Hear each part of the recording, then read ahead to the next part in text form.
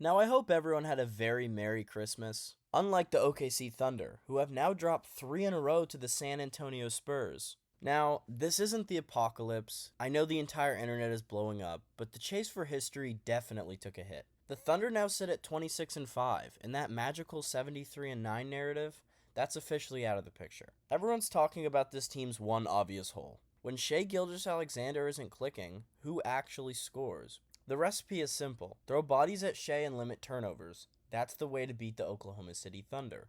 Although not easy, in a 7-game series, I could see that becoming a problem. Lou Dort has been bad. There's no polite way around that. His defense has been worse, and his three-point shooting is down 70 points. And Alex Caruso couldn't hit the broadside of a barn last night, shooting 0 for 8 in the first half from 3. Teams are daring him to shoot, and I'd like to see him drive and kick, because it is not falling. And Jalen Williams, while talented and still averaging 17.5 points, hasn't quite looked like the scorer he was pre-wrist injury.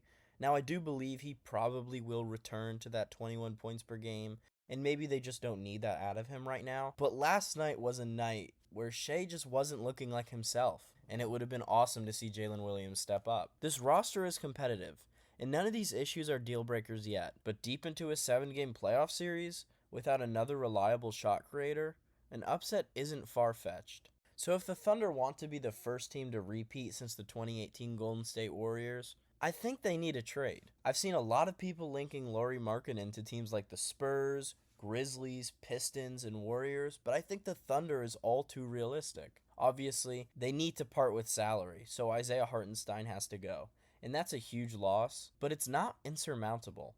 Lauri's also 7 foot, but he averages 30 plus points per game. Him and Shai would be unstoppable. Danny Ainge is not easy to trade with, but if anyone can get it done, it's definitely OKC.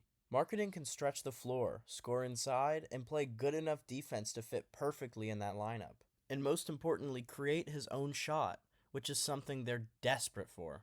But that's just one potential path. Maybe they trade for Sam Hauser, a great wing 3-point scorer. But if the Thunder want to keep last year's momentum alive, they've got to find someone who doesn't go ice cold when Shai does.